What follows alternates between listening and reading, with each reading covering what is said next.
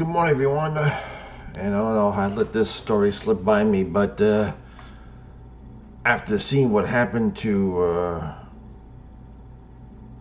former correctional officer Michael Woolrath, him pleading 15 years to manslaughter 1 on the death of Robert Brooks inside a Marcy Correctional Facility, I didn't realize he was the second one.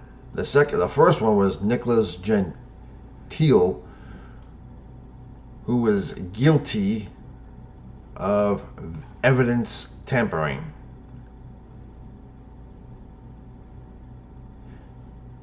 Apparently, he cleaned up the bloodstains from the inmate who was beaten up that day in Marcy Correctional. And apparently, well, listen. He got off light. Under a plea agreement, he was sentenced to a 1-year conditional discharge, meaning he can avoid prison time if he resigns from his job and obeys the law. Classic ACD, as we would call here in New York. And he also waived his right to appeal, so he was the first one to go down in that case. And of course, Christopher Woolrath, he pleaded guilty to manslaughter 1. He's getting 15 years.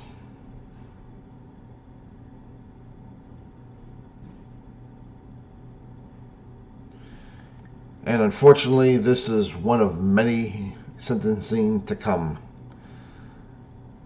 There's going to be at least, I'm going to say, maybe 4 more officers. And I know there were 3 sergeants there, and 1 civilian worker, I think, was a nurse. I don't know if he actually went ahead and pressed charges on the nurse, but those officers' lives are about to swing a total 180 to the other side of the bars. And to you law enforcement officers out there who are going to take the job, remember something about cameras. They're always on, even when they're off. You just had several officers in Marcy Correctional learn that the hard way. Or they give you the classic, oh, they're not monitors. I mean, they're not video cameras. They're just monitors to help you view whatever. Don't fall for that either.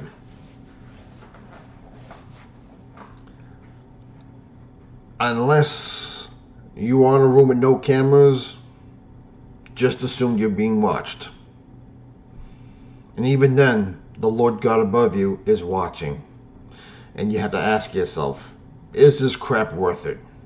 Is it worth losing my job, my retirement, my health benefits, my family life, my life,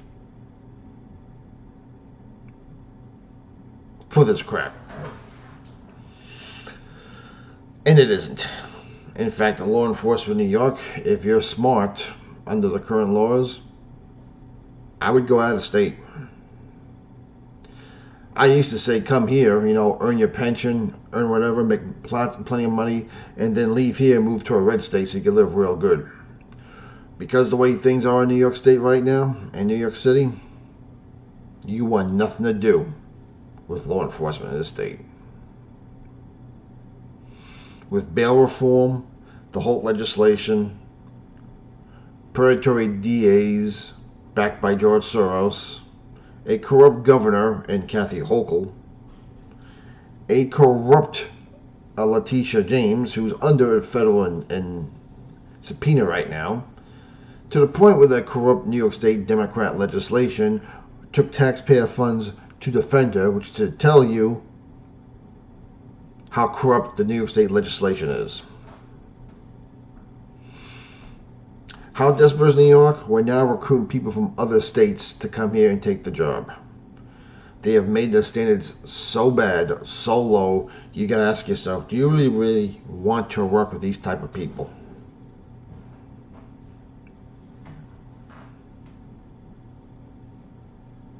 And the answer should be no.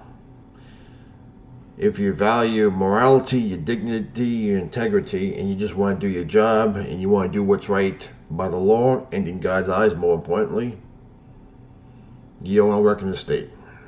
And that's the honest, sad, honest truth right now. Now, am I excusing what those officers did? No. Listen, they should have known better.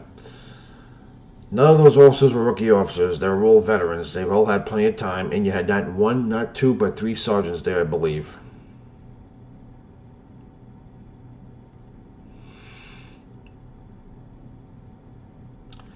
Keep New York State in prayer. We need a lot of changes here. The first big one's going to be this fall, New York City for the mayor's office. I never thought I'd say this, but I'm hoping Eric Adams wins. If Kersley or can't. Because Cuomo and Zandani, no thank you. Your comments down below, what your people like to know. Keep the country and New York State in prayer. We'll talk to you later.